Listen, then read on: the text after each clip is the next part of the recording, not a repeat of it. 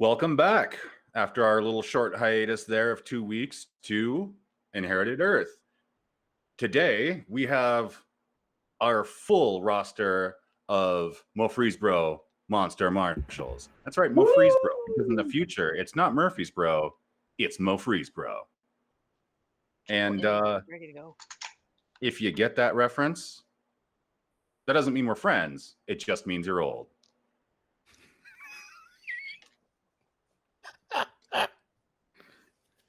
Anyway, so on our last session, 2 weeks ago, Mr. Beekman had fled the scene of the most pyrotechnic violence that our gang had engaged in.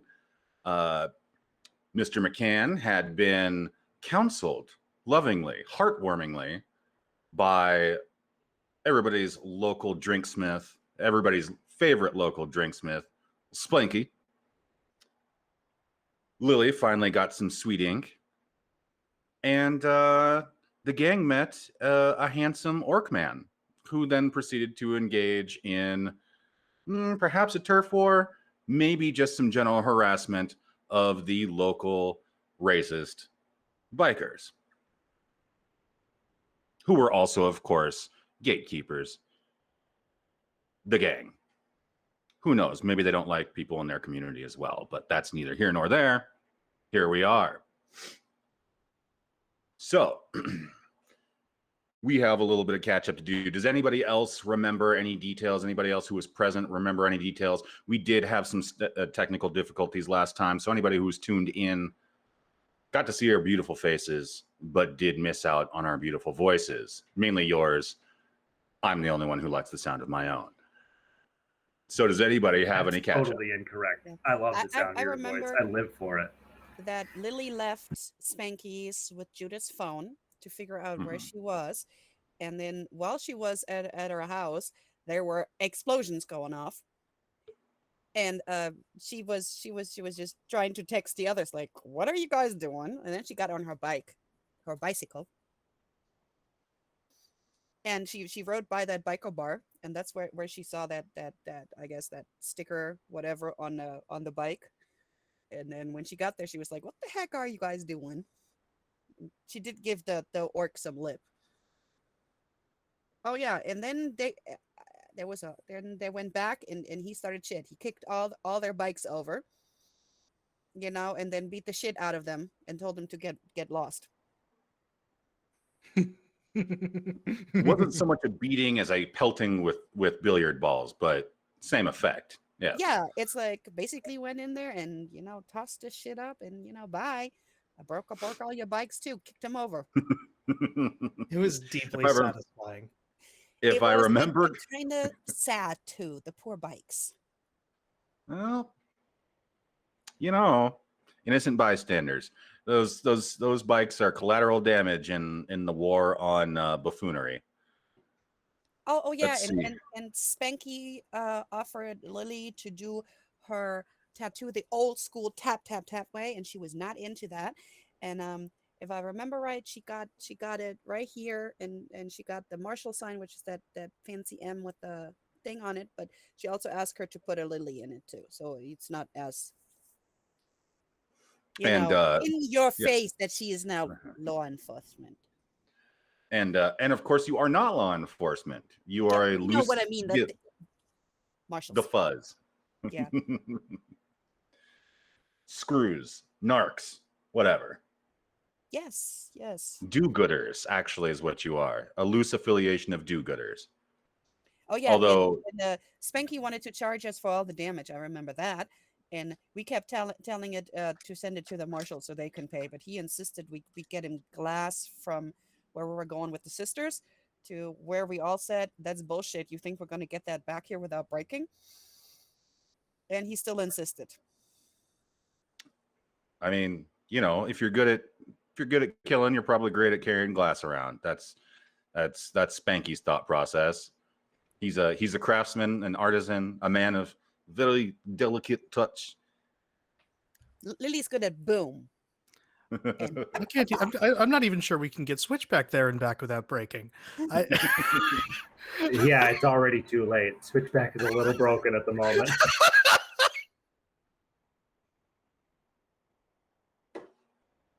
Which brings us to Lou.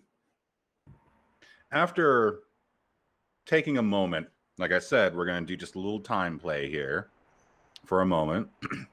Taking a moment to survey the damage and the somewhat intro to Terminator 2 Judgment Day looking surroundings, charred bodies and exploded cars and such. You freak out a little bit. Lou, not so much a man of violence, on purpose at least. He loves explosions and fire, but not so much killing people. And turned out of the 5 people that died in the session he was in, 4 of them was Lou. And that's not good. In a big way for old Lou. Yeah. So switching to smoke bombs for a while. We're gonna no need, just do the thing. Hey, it's my trauma. Fair. So skipping the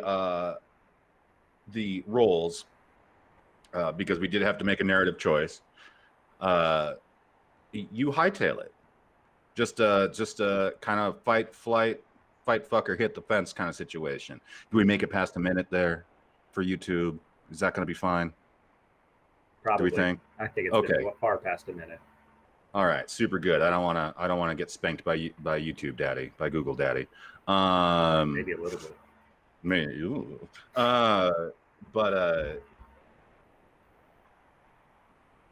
Yeah, you bounce.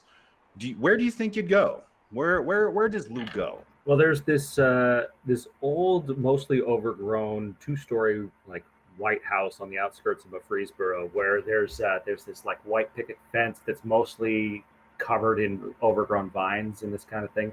Where when he was young, growing up and running away from his drug dealing family, that he would go and pretend that he lived in the before times when he was a kid, and he would pretend that this was how life was. And he would walk around in the kitchen and act like he was getting a bowl of cereal out of the fridge and that kind of thing.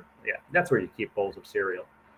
And for all Lou knows, when he was a young man, he would do that. A young boy, he would hide in this place. And in this state, he was looking for a safe spot where he wouldn't be faced with any confrontation while he was hiding. And he's never seen anybody there before. It's completely abandoned and more run down than the last time he was there. How long's it been? Oh gosh, it's been about at least 10 years since he was there. So now there's the back half of the house that was built into a solarium, kind of sunroom, has collapsed and peeled off the back wall, and so it's gotten a little wild and moist in there. It's going to start to deteriorate faster over time, but at this point, there's no saving this building.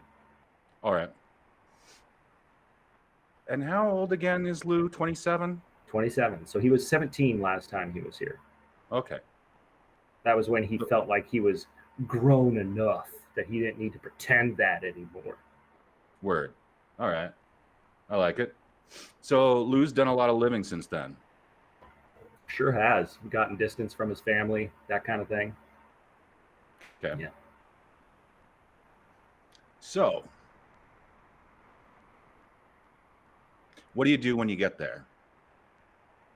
First thing he does is wander into the kitchen where he spent most of the time there, and tries to open the cabinets, and just the door of it falls off, just clatters onto the ground, and then he stops opening cabinets. And then goes to sit in this old kind of the only chair that's still functional in the building. It's because it's got a steel frame, and he's sitting in that in the living room, staring at where there once was a TV. Shoulder cat, Lily's got a shoulder cat. Oh, hey, it's our second producer. It's the executive producer. It is Timmy, the executive producer. Jimmy. Timmy. So in this house, being as this part of the world is already in the now in the real world pretty humid, and weather has changed quite a bit in the post-cataclysmic times. It's very humid, very mildewy here, and without Lou's kind of absent care, absent-minded care, that mildew has taken over, and it doesn't have that really gross, moldy smell, but still that dry, just that heavy sense of dry mildew. Yeah. We're all pretty familiar with it. We've all been. Have we? And Yeah. bad, I think so. Bad wall treatments or, shoddy wall treatments, originally. And there's just that, that pervasive smell. It's never going to go away. It's part of the building. You either learn to love it over time or learn to hate it. How does Lou feel about it? Lou, it had certainly long ago begun before Lou made his first trip. So the smell is more familiar to him now. In fact, I think since he's only been alive for 27 years, he imagines that's what it smelled like when it was, like it must have smelled a little bit like that when it was still occupied. And, that's what he imagines. And in Lou's youthful kind of innocence and naivete, he was probably a little bit right. It probably did smell that way a little bit beforehand. This was in fact a nicer house owned by people that had money enough to make it look nice in there, but it was older, couple 100 years old at that point, in the before times. And yeah, certain smells just seep in. You can hear the same faucet dripping that was dripping 27 years ago.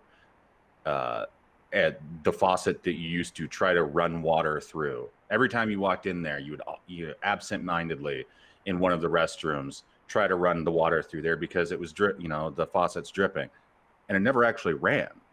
Just a mysterious drip, drip, drip from this faucet that always persisted. It became a music almost.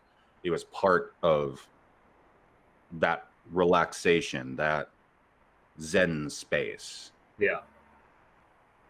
Lou kind of fled to almost a liminal space, part of the old world, part of the apocalypse.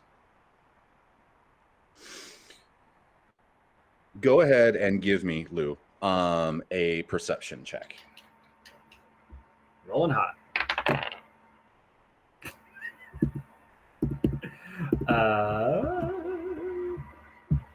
Perception will make that a grand total of 6. Okay. Nasha and Judith. Judith, you have just witnessed these large bikermen and ladies fleeing Dukes out through the window, pursued hotly in hot, within hot pursuit, flying. But also kind of hotly, like. Yes. Flying pool cues. Like the door opens, they come running out, trying to pick up their bikes, hoisting their bikes upright, and just tunk, tunk, tunk, some of them falling over and then scrambling back up onto their feet. As they, catch an 8-ball here, a 3-ball there. Just a real rough time for them. And me and Nasha are just standing there, like watching. Like, Nasha didn't jump in, right? I believe Nasha went inside with. I went inside. Yeah. Okay. Yeah. So I'm standing outside by myself, and at first I was horrified, but now I'm kind of into it. Yeah. Like I have like my own like mental like play-by-play of like, oh man, you almost made it. That's gonna hurt in the morning, like that kind of stuff. Yeah, I'm they're making a little bit of progress, getting on their bikes, revving them up. Some of them are actually speeding off. one of them is having a particularly kind of wiry, scrawny, real, what's the word, musty looking biker is having trouble hoisting his bike up. That looks like it's like a compensation bike. But you And said they're racist, right? They're racist. yes, in the Okay. kind of Okay. omni state racism in this post-apocalypse. Color and ethnicity doesn't play so much into it as species and variants and that sort of thing. Okay. But this is a place in Tennessee, and these are dirt bags. So yes, and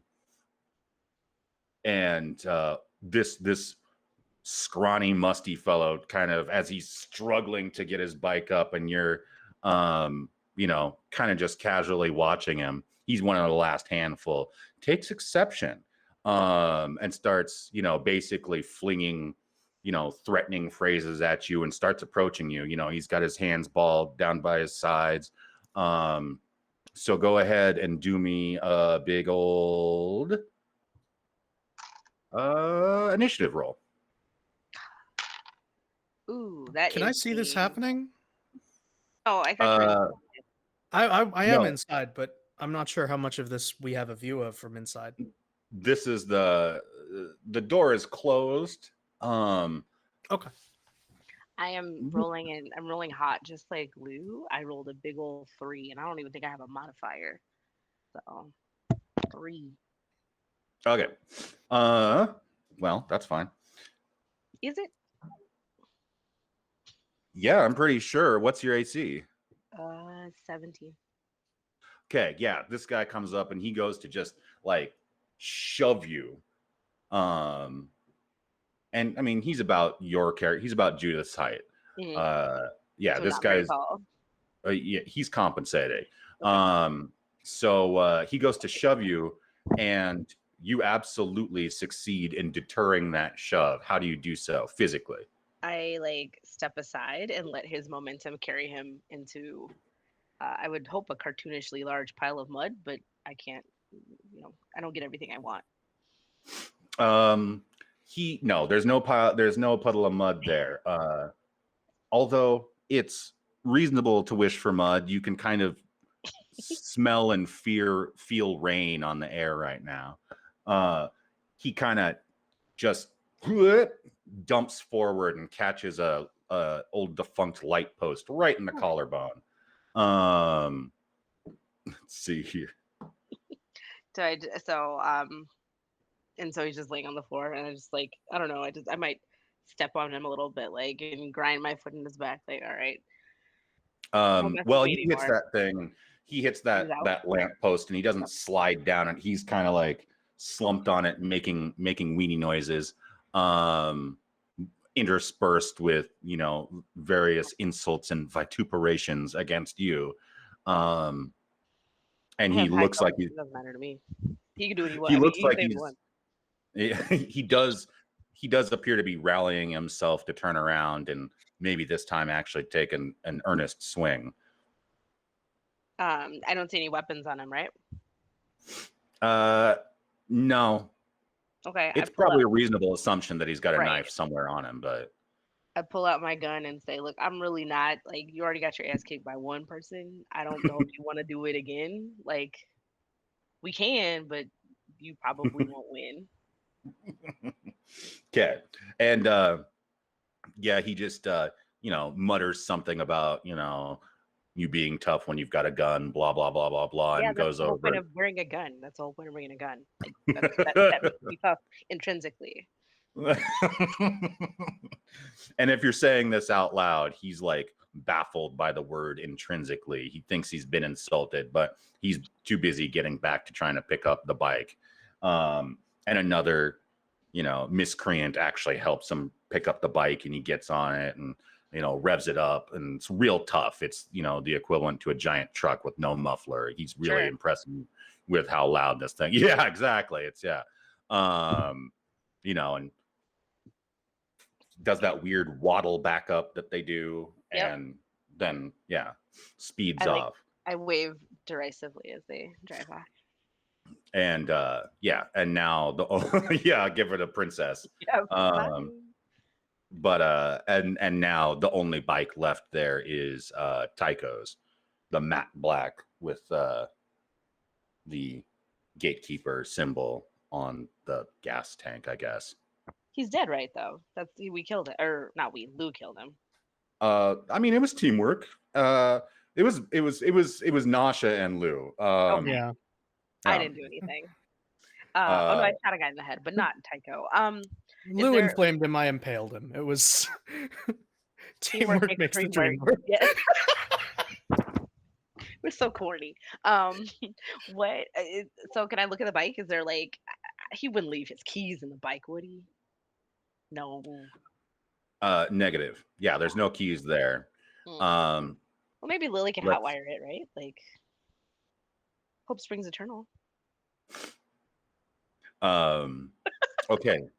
And Nasha, you're now in the bar with well, you have been with Keith, the handsome Orkman. Yeah, I am.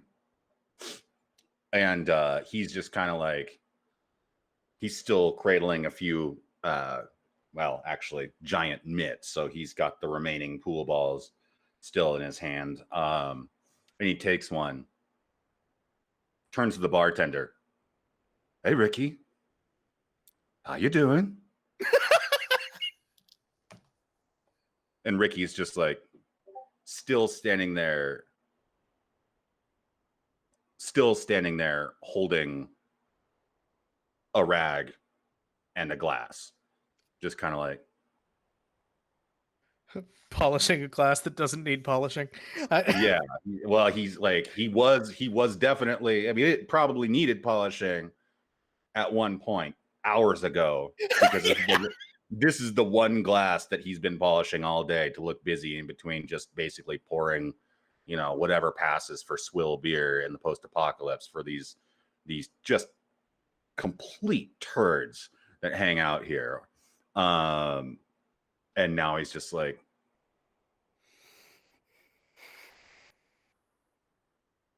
what do you want? And Keith just idly, kind of almost dart throws a ball right past Ricky and takes out a bottle on the shelf. Ooh. Just like, you know, some real pinpoint ruin a Carney's day, you know, bottle game accuracy. Takes this bottle out. The contents are now trickling down the wall. Well, for now, I want you to stop serving that swill, but I'll take the good stuff you keep right below it. And turns to you, Nasha. Miss, would you like a tasty beverage? Absolutely. And he just kind of drops the cue balls on the ground, on the floor. Chop, chop.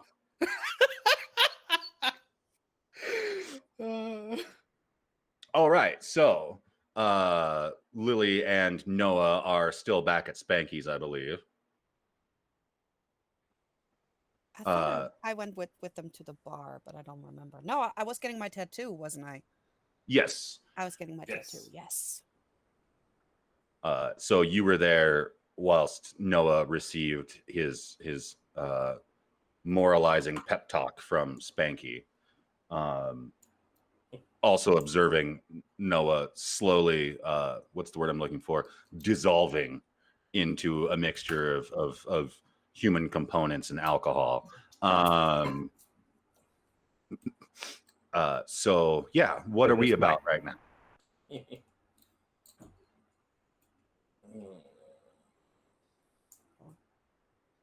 My tattoo done? Was that? My Oh tattoo yeah, done? your tattoo's done. Greta did your tattoo. She's very quick. She's got a light hand, and it took 15 minutes. Well, it wasn't very big, anyways.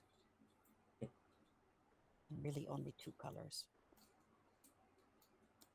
No, black and purple. So yeah, you're there. You're hanging out with Spanky and Noah, who's he's drunk. A little intoxicated, yeah. Okay, we're going with a little intoxicated. No, Why we're don't going you with quite intoxicated, yes. Oh, okay. I mean that's fine. No, quite intoxicated. Okay. So are you nap time for now? Maybe. It's probably close to that, yeah. Okay. All right. So you've gotten Noah's gotten even quieter than usual. So yeah, Lily, it's all you right now. You're stuck there with Greta the lovely gnome and Spanky, who is taking shots like, I mean, it might as well be water. He's just kind of slamming them. He's fine. He's a dwarf. So yeah, She's probably the floor is sitting there yours. like texting Judith like, so what's going on? And what you doing? And this is boring. And here's a picture of my tattoo. And this is still boring. Answer me. Judith is like, hey, watching a bar fight, it's pretty funny. Some guy tried to push me and I let him fall. It was sweet. I don't know what's going on. She's like, so jealous. Come on out, come on. Is it still going on? I'm coming. No, it's all over but the shouting. There's not much shouting anymore either. She's like, damn it, I missed it. Let's see here. And we can hop on back to Judith real quick here. Now that all the bikers have gone, all the dirt bags have scooted, what are you doing? I'm gonna definitely peek my head in. Like, I'm not like Judith is definitely not gonna run into a fight. Like, if she has to, she will, but she really doesn't want to. So now that like everything is taken care of and like I said, it's all over but the shouting, she'll peek her head in and just kind of see what's going on. And then she sees they're drinking and she kind of like comes in a little bit more. I can't remember how much she had, but like she's definitely a more accomplished drinker than Noah, I want to say. Like she just had a lot of practice. She's pretty good I at it. drank a lot. Yeah, I don't think I drink as much, or I don't think Judith drank as much as Noah. So. Well, and also I would assume Judith being, I'm gonna say a fairly prolific gambler in her previous days. I was like, what are you about to probably, say? But yeah, sure, that's fair. yeah, probably can soak up a fair amount of tasty drinks before I hit the floor. getting anywhere. Yeah, before getting any kind of sloppy. Like before losing coordination or even slurring, Judith could be completely hammered right now, but maintain a poker face. That's kind of the idea. Yep. Anyway, right. so we're gonna say Judith is not hammered. No. And I would like, as you poke your head in and then kind of start to step in, I would like you to give me a perception test real quick. Hope it goes better than the last one. I will. That's a 13. Okay, yeah. So, yeah, first thing you see is Nasha kind of, approaching the bar, shouldering up to the bar, and Keith is leaning his bulk on the bar and turns to the door. And at first he kind of reaches a giant paw at one remaining billiard ball on the counter. I'm not a biker. Please don't throw one of those hard balls at me, please. And then sees who it is, sees that it's you. No, don't do it. And relaxes and kind of, oh, hello, love, with an actual up glass, clear, tasty beverage in one hand. Won't you join us? 100% I will. Just don't throw, like I said, don't throw anything at me. And she like sidles up on the other side of Nasha. Oh yeah, and as you say, like tapping the bar, like in response to you saying, "Hey, please just don't throw this at me." He's like, "Oh, what this? Don't worry," and throws it at the bar back, or the back bar. on one of the wood pillars between mirror panes. It takes a chip out, but kind of just clunk, clunk, clunk. And then I would like that drink now, please. Please. and Ricky, what do you want? My lord.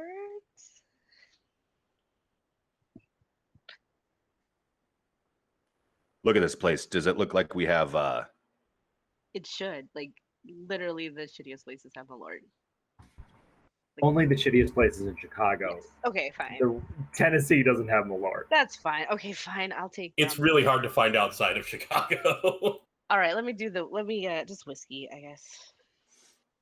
Kind of. And so Ricky goes to grab a bottle off the back bar. Again, unlabeled. We're kind of post. Oh gosh. Yeah, we're post-apocalyptic. The Jim Beam factory ain't running anymore. Nothing really has a label on it unless it's ancient, and there's no fine age drinks in this place. I just want to know know, will it blind me? Because that would be bad. Well, so here's the thing: is he turns around to go, grab a bottle off the back bar, and you hear from Keith, and Ricky just kind of freezes. And you see in the reflection, well, first of all, you see Ricky with one of those trying not to piss my pants faces. And you see Keith reach over the bar underneath it and pull out a labeled bottle of scotch. It was 21 years old, 80 some odd years ago. And it's still sealed. Oh God. Nice. And it just kind of, it comes sliding down the bar. I reach out and catch it as best I can. Yeah. Oh, yeah. No problem. Unless you're a little jarred by the whole goings on. No. So, nope. Like the gambler, like the bad bitch you are, just. I know when to fold them. Yeah, all this good stuff. And in the mirror, Keith, and then gets up and walks to the back corner of the bar where you saw, thanks to your average perception roll earlier, a pair of boots kind of poking out from behind one of the booths back there. Somebody who did not leave during the hustle and bustle. And Keith walks on back there and sits down, has a seat in the booth facing, so you can see where he's at just by turning and looking. You can also see that there is a whole ass sheathed sword leaned up against the table at that booth. Are we talking like a Buster sword or like a? I don't know if people have. Oh no, it's not massive. It's a normal ass normal. A normal walking around sword, sure. Yeah. I mean that is a thing in this day and age. So that's what's happened there. Okay, I'm gonna reach over and grab a glass, and because I didn't get one, and just like crack it open. Does like a cloud of dust come out of it, or like a ghost or something? I just feel if it's that. No. But just kind of a nice little vapor, as though it's been. Look, I opened a bottle of delightful whiskey once upon a time, long, long ago, and just this little puff of vapor from this delightful, fresh beverage wafted out. I'm definitely more of a Jim Beam person where it's just a screw top. So like I don't know if I've ever had that experience, but Fair. Judith definitely pours herself like 2 fingers, I guess. Cool. And at this point, Ricky just kind of reaches under the bar and scoots out a kind of a shorter stool and just sits there, kind of staring into the middle distance, just dejected. Can I ask? You now. you've all taken the run of his establishment or the establishment. I'm gonna ask him, hey Ricky, does this happen often, or is this like a normal thing for you, or? I mean, there's usually more people involved. That must be tough for you. Let me take a sip. It's not the best. So Lou, back to you. Having a seat in your liminal space. Yeah. Staring at the fading wall that once had a TV in front of it.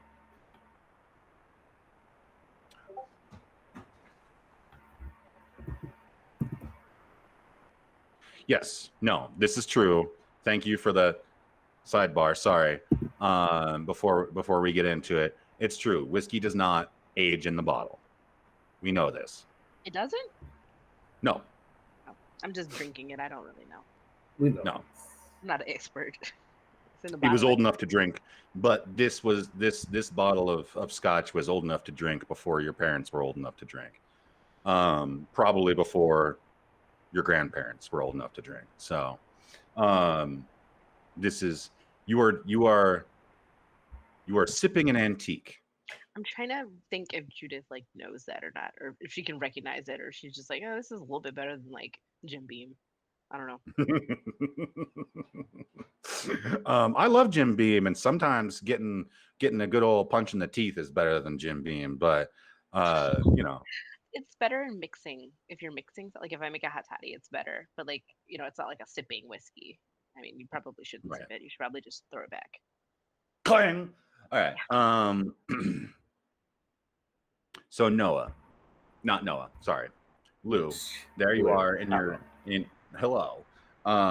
Staring at the wall. Are we having a kingpin moment where negative emotions are welling up, or are we sorting things out?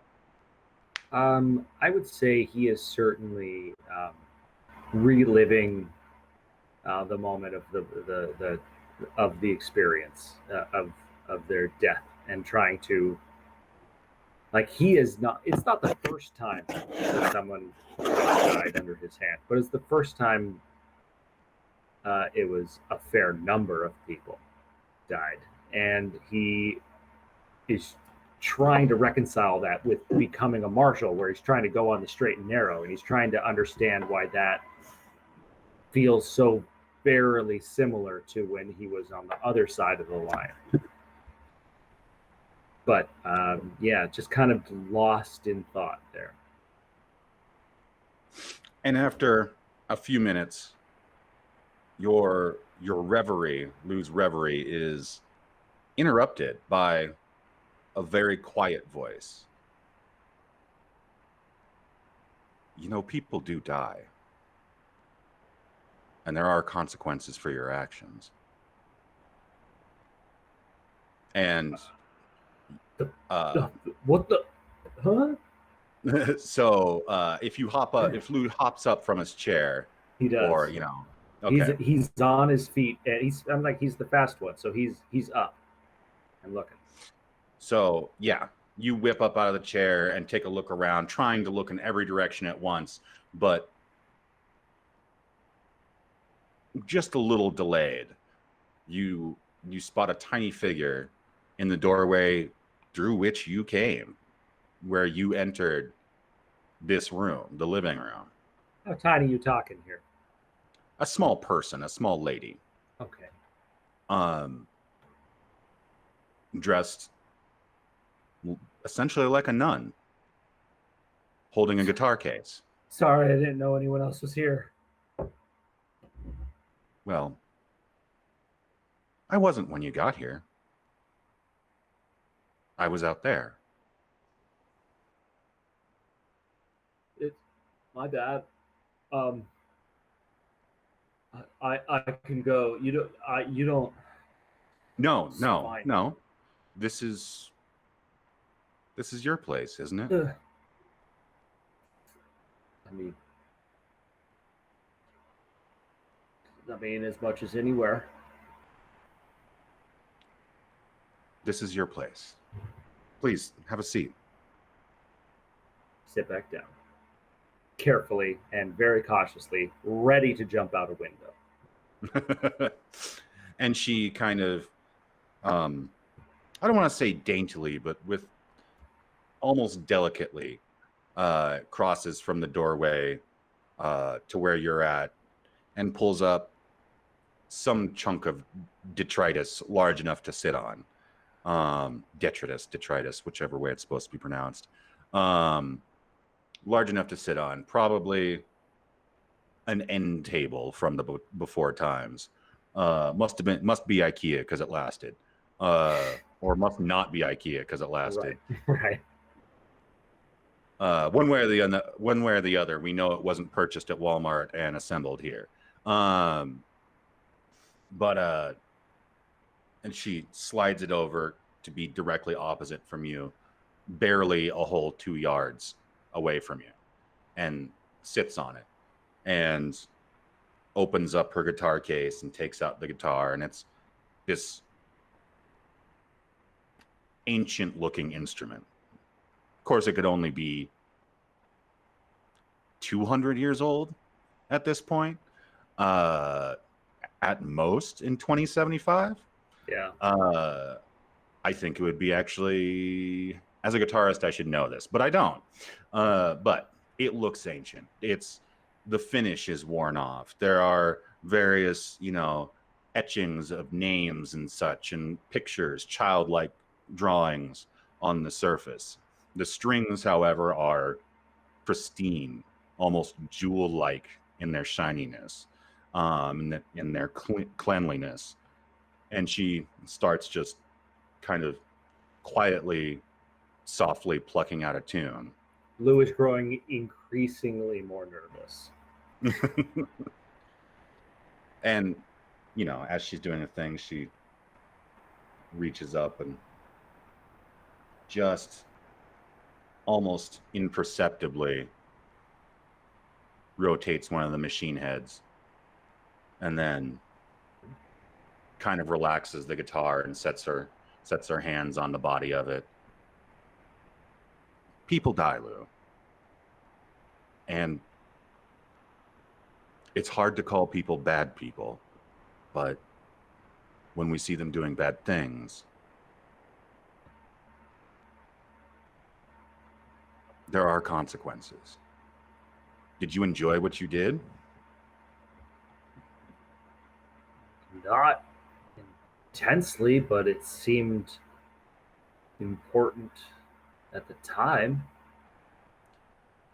Would you say it was as important as not being shot to death right there? Yeah. I mean, I didn't want to be dead, so I had to. I just wanted to. I thought after the first.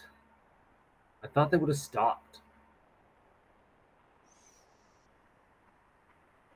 Well, I suppose that is where the line is, isn't it?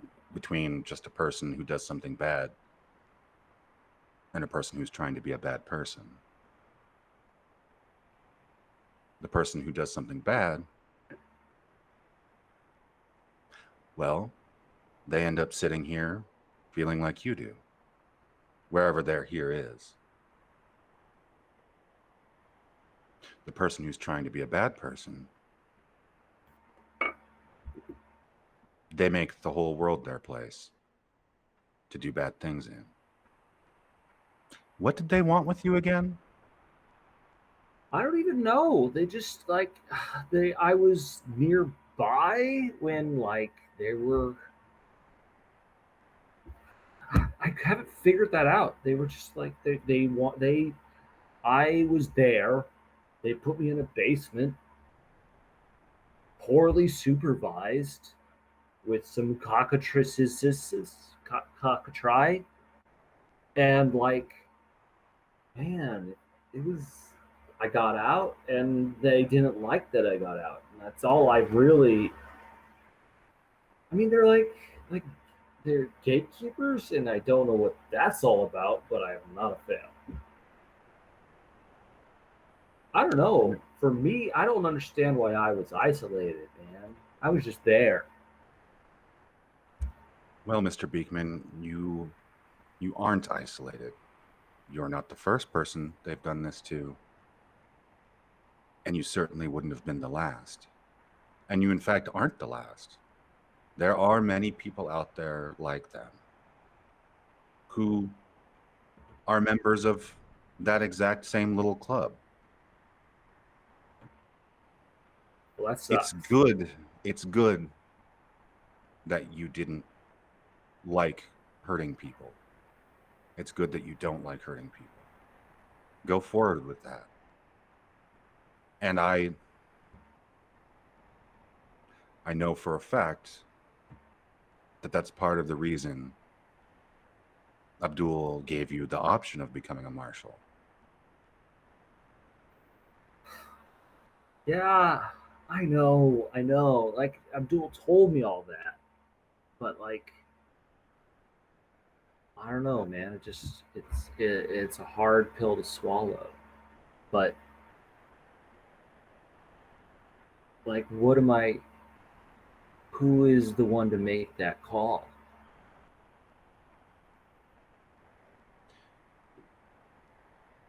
And he's fiddling with the tattoo at the time. Like, he's considering his placement in the marshals, and he's like holding it. It's on his left elbow, right? That's where I remember saying it. And he's just kind of rubbing his elbow. Well, it's also good that you don't consider yourself the one to make that call. If you don't decide to make the call beforehand, that's also good. Whether or not you were hurt today, you did almost die today. And 2 minutes before that, 2 hours before that, 2 days before that, you didn't plan on doing what you did today. You saved your own life, and who knows how many others. Wait a minute. So there's something, like, who are you? My name is Gracia. Gracia? I'm the Sister Superior. The sister what? The Sister Superior, Lou. I was the one who pointed Abdul towards you months ago. I'm the one that chose you and your friends to escort us. That seems like you have a lot of responsibility in deciding who gets to die and not. Unlike you, Lou, I never decide who gets to die and who gets to live. You would have gone on living whatever life you were living before. Your friends would go on doing whatever they do. I'm giving you the chance, the opportunity, like the sisters gave me when I was a child.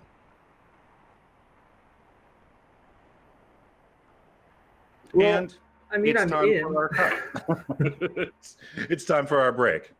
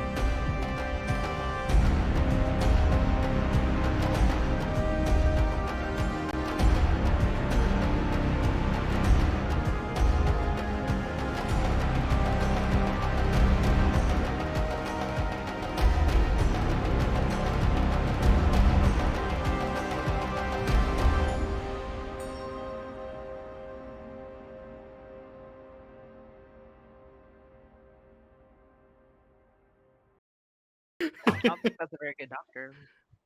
FYI. Eh, Alrighty. We are back. And let's check back in with Nasha and Judith. Not so much Ricky, because he's just given up on life. oh, good. Keith and or he's given up on his tips for today at the very least. He's as well as as well as Keith and our mysterious individual.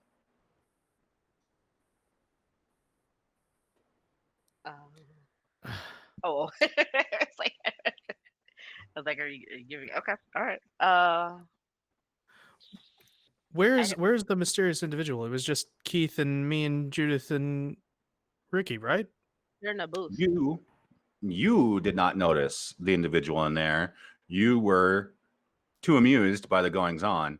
Judith, on the other hand, when she entered, had the correct perspective and also like literal physical perspective on the bar, and was also a little bit more cautious at the time, and noticed the individual towards the back of the bar, back corner, in a Hey, booth.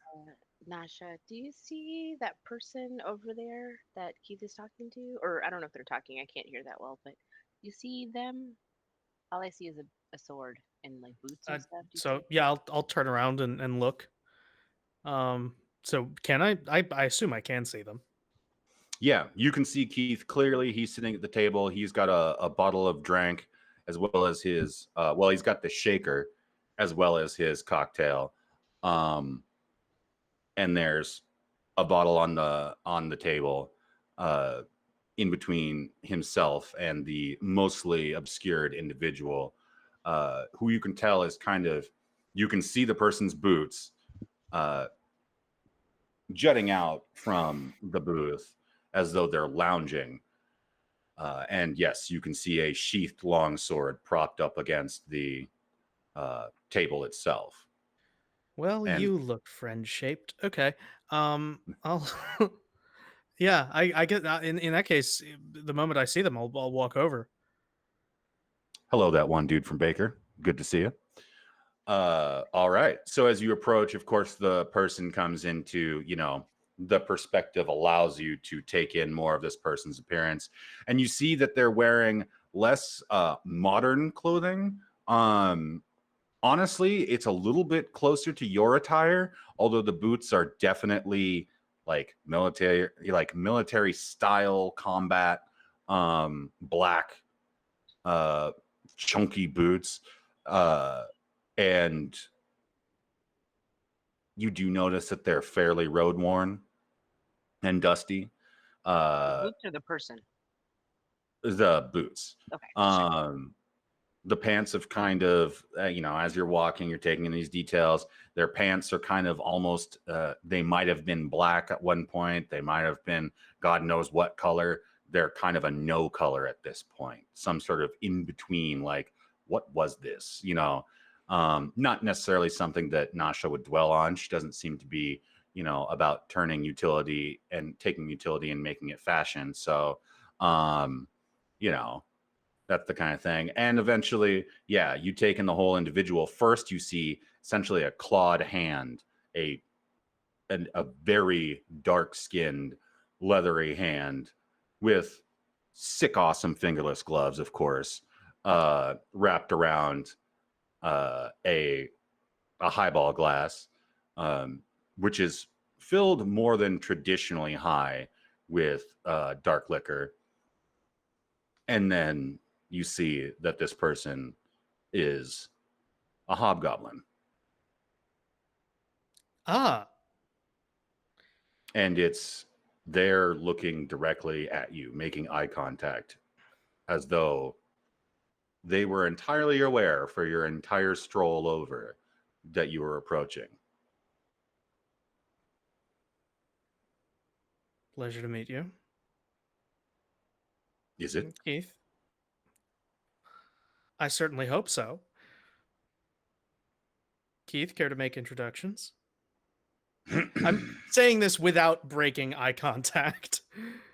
Like, And this individual breaks eye contact first, clears his throat, bassy, looks over at Keith and kind of eye gestures back towards the bar, at which point Keith just kind of tips his glass and gets up and goes back to the bar. I'll take that as a no. Care to invite your friend over? I'll just shrug and look over, and if Judith's looking, I'll just nod her over. If Judith is definitely looking, but when Nasha looks over, she pretends that she wasn't. can I see that? Yeah, it's like real obvious. It's like real, Okay. like it's real obvious. Yeah, in that case, like just trying to get your attention. Judith narrows her eyes at that because she doesn't appreciate being whistled at, but she gets up and brings her drink and walks over, checking out Keith as she walks past him, and goes and sits down next to Nasha, taking in the hobgoblinness of the hobgoblin. And this guy looks rough. Like, this is not Keith. Keith, even though he, as you have met him, is undercover and, putting on the biker affect. This guy actually makes Tycho look kind of soft. He doesn't seem malicious. He doesn't have that kind of, drooling psychopath look that Tycho had. But there are a million miles behind this guy's eyes of travel and probably a lot of unpleasant living. Let's see here. Could I get from both of you an Arcana check? Sure. As soon as I open up my... What the hell my score is. That's gonna suck. 15. I got a nat one. Okay, I don't know anything. So, well, more like just currently right now, you're probably either creeped out, unsettled, or just mildly off-put. They're all three of a kind to a certain degree anyway, so choose. But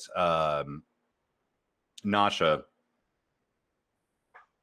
recalls what she's heard of hobgoblins or hobgoblin society. Basically, any tales told casually or offhandedly growing up or otherwise, that mention hobgoblins, that most hobgoblins belong to various kind of mercenary organizations or paramilitary organizations, and they essentially belong to these organizations from birth until death. And it's rare to see an unaffiliated hobgoblin. Somebody who isn't actively working for somebody or pursuing their own martial tradition within those organizations. The word academy is usually associated with the hobgoblin organizations. And you don't see things resembling the skull lock on this individual. He has numerous piercings, large piercings. You can see on that hand holding the cocktail or the drink, which has gotten lower, even though you haven't really noticed him raising it to his face. Almost like he downed half that drink while you were glancing at Judith. That hand actually has steel piercings between the knuckles, essentially plating the knuckles. Ow. He has what look like small predator teeth, like the teeth of a small predator, piercing both eyebrows, and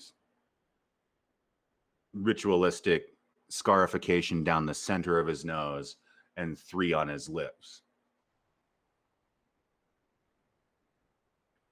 Okay. And is any of that recognizable as being from one of the academies, or? The metal hand piercings are associated pretty heavily with mercenary organizations, basically merc academies. Okay. Not any specific one, but just like. No, and what you do know is that they don't really go running around like announcing. Advertising, you- yeah. Yeah, I mean, wouldn't they either. advertise that they're there to kick ass, chew bubble gum, and get paid doing it, but they don't, say, I am of this academy, I am of this blah, blah, blah, blah, blah. It's just, me and mine is kind of how they talk about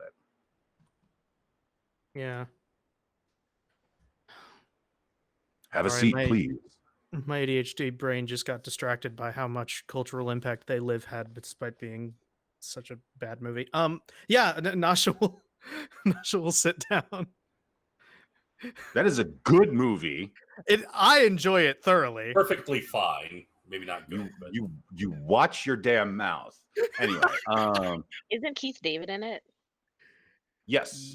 Yes. Okay, then I will watch it. I was kind of ambivalent, but I love me some Keith David. It's so good. Is it Anyway, scary? So stupid. No? Okay. I mean, watch it. stupid like the appealing movie way. Like, Oh no, I love stupid movies. Yeah. I prefer I would genre. say it's about as smart as Army of Darkness, but a million times higher quality That looks in too terms of scary. filmmaking. Okay. It's an elegantly stupid film. filmmaking's fantastic. Yeah. Mm. It's one of Carpenter's like Oh, that guy. films. Okay. Yeah, he's a swingy one, but this is on the good end. This is closer to the Thing than to Escape from LA or Ghosts of Mars. I'm not going to give it Thing quality. I'll say it's better than In the Mouth of Madness. Mm-mm. That's all too scary. Anybody watching, this is what happens to my brain anytime anybody mentions any movie ever. Welcome to Cooper. This is why I just don't watch movies anymore. Much has been made clear.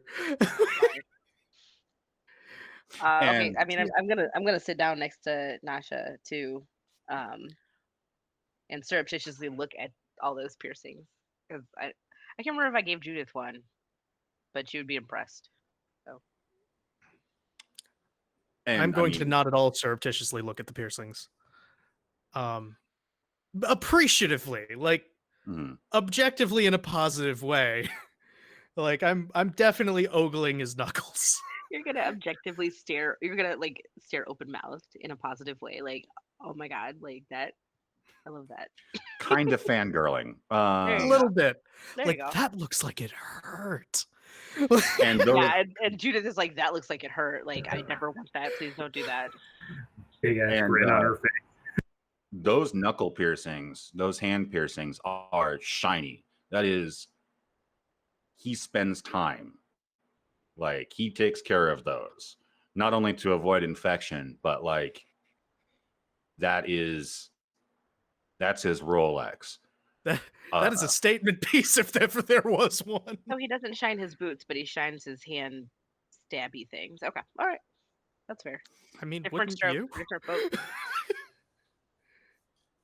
That's fair. So, why didn't you bring the whole gang? We didn't know you were here. I was just following the hot orc. We're all And for just a second, that serious kind of Clint Eastwood, but less creepy look, like melts, and he is hot, isn't he? Oh my god! I thought it was just me. Why do you think I'm here? For general mayhem as usual. Did he say anything about me? No, not yet. I'll watch out for you though.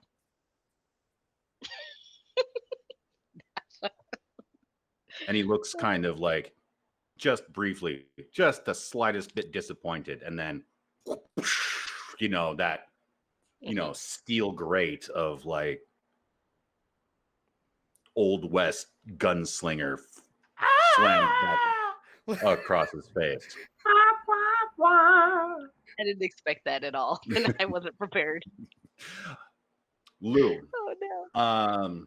so we're back at the house with you, and I'm sorry, I'm not skipping you other guys, but I'm sorry. Just throwing the apology out there. We had some catch up. We're back at the house with you, and you've had some minutes, real time, to absorb what the Sister Superior said. Right. Where Lou is trying to swallow the pill, but will probably carry those deaths for a while. He is, he's not going to stop exploding things. He's determined at least that much, even when he was on his own, staring at the wall. But having that pep talk from Gracia was Grossier? Gracia. As in like gracias, but without the S? Correct. Okay, Gracia. And to describe her a little bit further, to give you a physical description, she is, since you've both been standing and in close proximity and you had that kind of jolt, and I think Lou is somebody who absorbs information like, what's the word I'm looking for? Environmental information, visual information extremely quickly. She's barely 5 foot, like 5'3" in, big old boots, which she's clearly not wearing, you don't think, because her stroll across the kind of debris-strewn floor was almost silent. Right. She's got freckles but kind of tan skin. Okay. And brown eyes. And just the slightest unplaceable accent. Vaguely Latinx,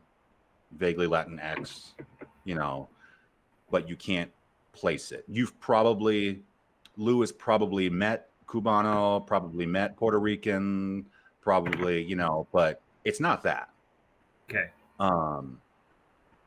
And her hands, these delicate little hands, she reaches one out as she stands up, her guitar kind of almost magically already being in its case. This is somebody who is very convenient.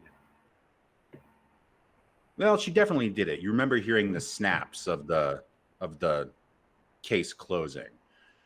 And as she stands up and you're still seated, she puts her hand on your head and kind of gently runs her fingers through your hair and just kind of gives you a little on the cheek and starts to walk out of the room with her back to you, gets to the door and turns around. You might want to meet up with your friends and get some rest. We have to travel tomorrow.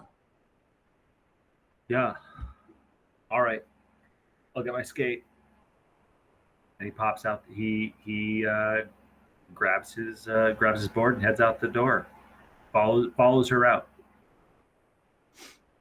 How did she get here? Did she have a vehicle? No. Well, in that case, when I get outside, is she still present? Negative. Great. That mystery was expected by Lou because she showed up with no warning. So, Lou's going to go ahead and just look around for anybody that may have been with her, and then roll on down the dilapidated road that led to this house. Okay. And Lou's a damn good skateboarder, real fast like. So where are you headed to? I'm assuming Spanky's? Well, I mean, realistically, he doesn't know where anyone is.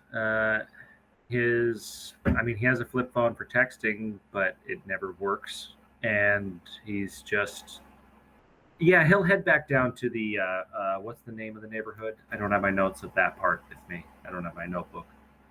Drank Street. Drank Street, thank you. He heads to Drank Street in general to try and see if there's any sign of anybody. And yeah, there are, onlookers, rubberneckers, that kind of stuff. The smoke is mostly cleared. Somehow. And there are people kind of also being normal. And above the crowd, there are more people there now than there were yesterday or the day before or earlier today. And it's about 5 p.m. now, because that's how good an in-game timekeeper I am, which is not good. The air smells smoky still, but you also can kind of smell, like I said, like I was telling Judith earlier, you can kind of smell rain in the air. It hasn't started raining yet. And above the crowd of people, you can see the familiar shaven, shiny, ebony black and purple dome of Abdul. I roll up to him and I don't say anything. I just appear. I just kind of ride up next to him and nod, like as though to just say, "I'm here and I'm gonna be." Well, it's good to see you. I'm glad you joined us. Now that we've gotten these crispy critters off the road, you wouldn't happen to know who's responsible for that, would you? The crispy critters? No, man. I don't know much about that at all. All right. Well, I guess you just pulled up in time to help me find a home for these keys. It was on one of these apparent miscreants. If you happen to, he jingles them out. If you happen to find whoever these belong to, I guess you should hand them over. And he winks at you and drops them in your hand. And there are other marshals that you've seen around, a couple of them on bicycles, a couple of them on horses, a couple of them leaning on their own vehicles. And he just kind of pats you on the shoulder. See you around. Turns and looks at the others. They all nod, get on or in their various conveyances, and he saddles up and takes off back towards the mansion. I mean, what kind of keys am I looking at here? Are they like ancient lock keys, or are they a car key, or is it a house key? Like, what keys am I holding? What do they look like? It's a key for, well, it's a motorcycle key. I look around for a motorcycle. Well, you don't see one here. Then after a quick glance around and I just kind of grab him in my hand, throw him in my side bag in a pocket, and make my way to Spanky's. All right. So Noah and Lily, in walks Mr. Beekman. Oh. Hey. Oh, damn, Noah. Hey. Yeah, hey. I know you blew up a lot of stuff, but we're the good guys, so it's okay. All right. Spanky told me, so we're good. Spanky said it was cool. Spanky says we're the good guys. And we should be happy about being the good guys. You got to pay for this. That is some Well, he Nasha did level say that. justification. I mean, We killed a did bunch say of people, that. but we're canonically the good guys, so it's fine. I I mean, wasn't sure for a while because you just came up and you were blowing The everything American up. way, But I mean. you were blowing up the bad guys. We're good guys. So we're good. well, Gracia said we were the good guys too. So, I mean, that's two separate sources. So that's probably likely true. Where's and Gracia? Gracia, she's pretty dope. She plays guitar. I liked her, but a little intimidating with like the whole appearing out of nowhere and then disappearing into nowhere kind of thing. You know the vibe. And she says she's the sister superior, which sounds real important, but to be honest, I don't know the structure very much. There might be a bunch of sister superiors. You just And- like and- those sisters, don't you, Lou? I mean, I feel like they like me, Lily. Wink. And he literally says Did you wink just when he does say wink? Wink. Okay. And Lily's just gonna be like, wink. okay, remember, but you know, he wants you to pay for the damage, and now he wants us to get him glass from the north. Glass? Yep, to Like- replace his dang window. Oh, I wasn't sure what you meant. I was thinking like a piece or something, but that makes more sense. And at this Totally point, right. Spanky pipes in. Look, if you can find me proper gravity bond, that is good too.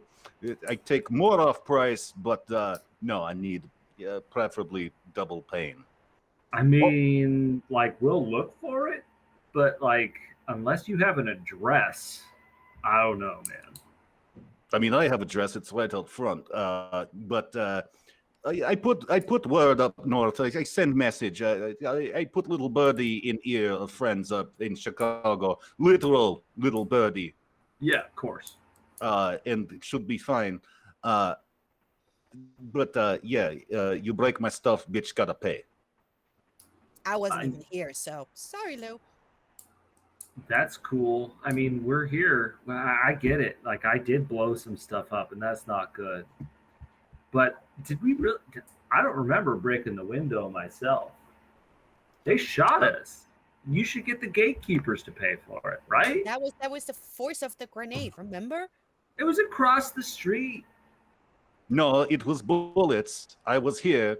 It was very upsetting in the sense that it was inconvenient. Oh, They here were for you. That's what the reasoning is of Spanky. Oh, they were bullets for Mr. Beekman. Beekman, you know, he did the thing. I'm very proud of you, by the way. Thank And you. so now those assholes cannot pay for glass. So responsibility fall to you. But if you can extract cost from further homicidal racist gang members, then well, as your friend here said, you are the good guys. I mean, You said we were the good guys. You told I me never we were the good guys.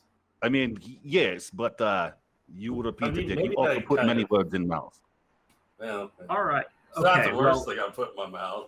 so basically, when we go up north with his sisters, we're supposed to pick him up some glass. I'm not quite sure how we're gonna get this here without breaking it, but I mean, they got like trucks for that.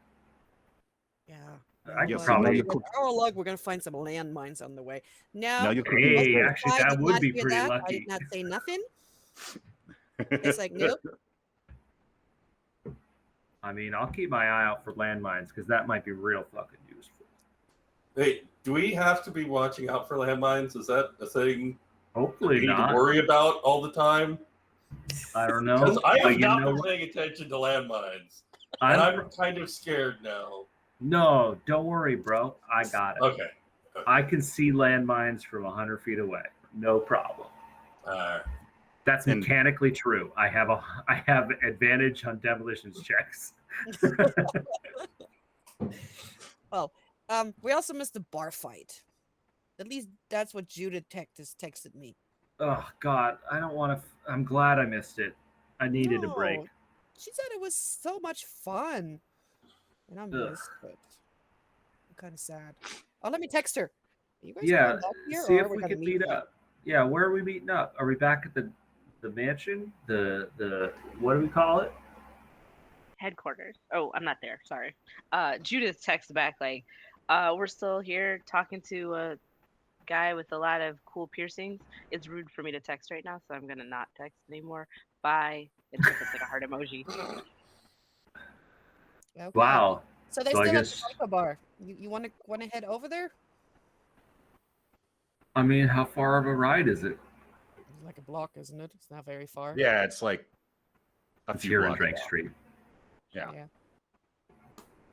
But I mean, gotta can take we- my bike. Can we drag this big drunk over there or what? I'm pretty light. I'm not hard to drag. You can walk. I can walk. I can make it. I when we do get outside, I'm gonna look for a shopping cart for Noah. Like a walker. I'm coming. I'm coming. Yes, thank you. I appreciate you leaving. It's been enough excitement for today, and I have had drinks. It is time for a big boy nap for Spanky. If I don't see you again before tomorrow or the rest of your life, I love your faces. But you may Bye, go. Spanky. Bye Cool, bye. man. And Greta, bye bye bye. Lily's As she coming. like- Bye. Thanks for the Next time, tattoo. bye. She's gonna go get her bike. Oh yeah, this thing's still sore. The tattoo. Yeah, and It's on my elbow. and yeah, Spanky like Yeah, I got one Peeked up. too. peeks up through the broken window. Don't forget to put ointment on. What ointment? No. You didn't give me ointment. Any ointment's fine. Do I look I've like had lots doctor? of these. I'm a doctor. I got See, you ointments. doctor. He's got Excellent. he's got you covered. You know what? That's gross, bro. At this state, we're not gonna take any ointment from him. He might give us something for like hemorrhoids or something. That's why. That Hey. would probably work okay though. Actually, same basic. That actually would pretty Relieving. good, all right. Yeah. Yeah, that's actually inappropriate. Scientifically speaking, hemorrhoid cream is It totally actually good. works. Yeah. If you're ever worried about bags under your eyes, hemorrhoid cream tightens it right up. Mhm. I learned so much. Also, from it. Outlaw Network. Glad to have you. All right. This is our science aside for today. Hey, John. Should have had preparation H, bro. Are we sponsored yet? Are we sponsored yet? I bet we I are think- now. I think we are something like what 90 95,000. Oh Likes no. Short. We are 100,000 we're short. damn near 100,000 out from having to worry. So yeah. Fine. Theoretically we could all show our beer logos on here and not get demonetized on YouTube. So anyway, yeah, game on. Ooh, all your beers look good. I just have water. Accident. But Yeah, these are Powerade. Damn, that's Mine's that's actually a intense for cider. ooh. classy. Yeah.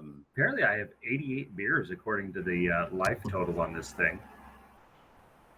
Anyway, Now watch, like our this stream just gets nuked from orbit behind all the photos. They were talking about what they were drinking, and they were showing all the brands. yeah. All right, so you're now locked out of Spanky's. You're out on the sidewalk. It does not smell like a burning abattoir, and I don't think you're cognizant enough or present enough in the moment to notice. But overall, it's disturbing how back to normal this block has gone after that god awful fight. Like, there are now people out acting normally. Really the only spot, Luigi's is closed, but the only other spot, the only Man, spot that- Luigi's is always closed. and Luigi literally pops out of his door. Look, y'all really had a gunfight out here, okay? A man deserves his rest, okay? I can't throw pizza. I can't throw dough with there being gunfire, all right? You get out of here. Whatever, man. No, whatever to you. Clang. So so Lily, you said you were on your motorcycle. You have a motorcycle now? No, it's a bicycle. Oh, bicycle. And Noah, I feel like we like. Are you walking? Absolutely or have we walking. successfully shoved you in a shopping cart? No. Because I went home, and then I had to come back here after I saw all the explosions. So Okay. I took my bicycle. So you have a bicycle. Lucky you. I have a bicycle, yes. All right. Well, Switchback is keeping back with Noah mostly. He's kind of like going back and forth on the road. All right. Well, and it's, 3-4 blocks down the way. I can't remember how far I keep saying. But we're going to pretend. And you get there, and there's one motorcycle outside the bar.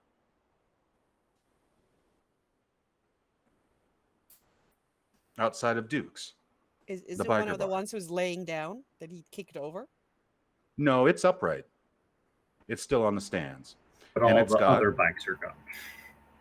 Right. With various, streaks of rubber, leading away from the spaces. Several colors of paint. Yeah. And the one pristine matte black motorcycle with the gatekeeper logo on the gas tank. Ooh, a gatekeeper logo, huh? Yeah, the symbol. Okay. Well, Lou's got a Lou, so I'm gonna check those keys. Thank you, Lily, because I completely forgot about the keys. Yeah. So Switchback's gonna go ahead and check the keys on that motorcycle. All right. Yep, they fit. And that's going to have to be a cash ding ding right there. Yeah, those keys fit. Are you sitting on the bike? Yeah, I think. Well, no. He puts the key in and turns it until he notices that it turns and like it kicks on the battery, just so you can Mhm. see the lights turn on, just enough to know it functions. And he just turns it back off, and pulls the keys and puts them in his pocket. And he kind of what? Why does your motorcycle have a gatekeeper logo? Man, it doesn't anymore. And he just immediately takes the oh man, he doesn't have anything on him to do it, but he just like takes the keys and he just starts scratching the shit out of the gatekeeper. Scratch. And Lily's like, "What are you doing? Man, That it's cool. poor bike! Don't do It- that." It's matte black. But- I think that's probably the easiest to match out there. All right. So That's your bike. Why did you have the logo on there? It ain't my. It wasn't my bike, but now it's my bike, man. Oh, you found those keys. Cool. Okay. Abdul Wondering brought why them. you had the keys for. Abdul handed me these keys, and I figured this is probably the home for him. Do you even know how to ride one? Cool. I could figure it out. It All right, would not, Lily's it like, would "I'm not be you the do first that. time. I'm going inside." Let me double check my character sheet. Hold on. Yeah, no, I don't have any notes about having driven a vehicle before, but I think Lou has probably ridden a motorbike in his time. yeah, that's one of the downsides of not choosing driver. But Right, I did really consider driver, but after I blew a couple things up, it just seems Sapper made sense.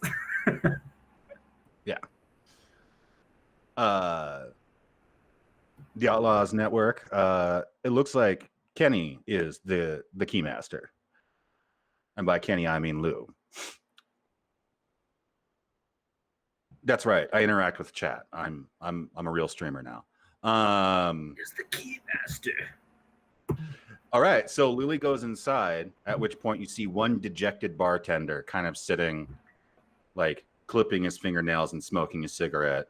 And the orc you met earlier, Keith, shaking himself like behind the bar dancing to, we're going to say that Stuck in the Middle with You song, because that's just what comes to mind, whilst shaking a, Won't stop um, believing. yeah, you know what? Yeah, we're going to amend that to, that song right there. Whilst shaking a cocktail for himself and, with the martini glass on the bar. Oh, hello there, my cyclist friend. Well, hello. And she's just looking around for Judith and the person with the piercings that she was talking about. I don't know who's sitting where in the booth. I'd be on the but- inside of the booth. So Judith Okay, is you're on the inside of the Yeah, booth. and I'm So- a little confused. So like I'm facing away from the bar, right? Like I'm sorry, I'm not facing the door. You are facing the door. Oh, so I perk up as soon as I see her come in. Sorry, I'm like Yeah. very bad with facial recognition. Oh, ha! And she waves. I don't even know if you heard this guy's name yet. I don't think so. No. But before you sit down, if you want a drink, you probably should just go ahead and take one. I don't think Ricky's gonna stop you. But she points at Ricky, the bartender. Nosh will be like, he can try, and pulls out the knife. So I was in- Hearing- And Ricky hearing that, heavy I think sigh I'm rolls saying his that eyes. Luger's grab stuff. No. I was like, hey Keith, do they got some coffee here? I think I'm done drinking. That was your first mistake. Also, Lewis out there, and I don't think he knows how to drive the bike that he got the key to, and he just scratched off the logo because he had to use the keys to do it. And no Lou one, came in. no, Lou came in with you. this is just Right all there. of this is not right today. I need some coffee. And She probably didn't even see you come in behind her. She's just like, that poor Keith bike. like reaches a giant paw under the bar and pulls out like an ancient like percolator and a couple of mugs. We'll have a nice day smiley face mugs. One Denny's mug. As in Actually, I learned standard. today that Yeah. Denny actually comes from, or Dennis actually comes from Dionysus, the god of. Oh, Dionysus, Dionysus. Got Yeah. a wine, Which revelry, and basically theater. mean Denny's is the party spot. That's not untrue. The That's Denny's, sick. the Denny's where Hooper and Alan and Mike all live is it actually has a bar attached to it, which is not common to most Denny's. No. What? Where is this? La Grande, Oregon, and it is dope. Oh. I mean, it's not dope. It's a shitty Denny's place, but it is what it is. I would like to see that. I'm curious. All right. So yeah. It's not worth the trip to see the Denny's. It kind of is for me. So she's gonna say, I want the Denny's one, and can I get some sugar with that too, please? And Keith just briefly pauses and looks at Ricky. And Ricky's like, and Keith, oh, Yeah. and a bag of a blue, white, and pink bag of sugar on the counter, and it kind of onto the bar top. They're like putting way too much sugar in her mug. And give cream too for my coffee. I like cream and sugar. Yeah. Look, kid, I No, don't think you want to definitely trust stuff. any dairy in this place. They probably got powder. That's actually a really good point. Literally, the only powder you might put in your drink that you might find in this place is, well, you'd be better off putting it on your gums. So let's leave it out of the coffee, all right? Lou is helping Noah into a seat during this time and helping him get his coffee lined out. That's Lou's objective right now, is keeping Noah from falling over. And so are any of you approaching Nasha and Judith at the booth? At this point, Nasha would have been like, you asked about the rest of the gang, and head jerk. Well, I'm guessing Lily will sit at the bar first and just look over and check it out before she makes a decision. Like, what does that person look like to her? You can't see the person from here. You can see Nasha and Judith. You do see the sword propped up on the edge of the table or on the side of the table. And the boots, right? Are the boots still hanging off the side? No, he's sitting like a normie. Normie sitting. Gotcha. So she got her coffee and she's over there and she's looking at Keith and she's like, well, sugar, who's the dude with the sword? Who are you? To whom are you speaking? To Keith. Oh, that's Markesh. He moves in information and goods. He might have a few tips for the road for you. All right. Is he in our price range? Oh, generally information is free if the risk was low enough. And since Tycho is now stuck to parts of a car, parts of a road, parts of another car, probably inside another car. Well, the risk is kind of nil at this point. True. All right, love. And then she's just going to get up and she's going to start walking over to the booth. And be like, well, and plop down wherever is space. Let's get this party started.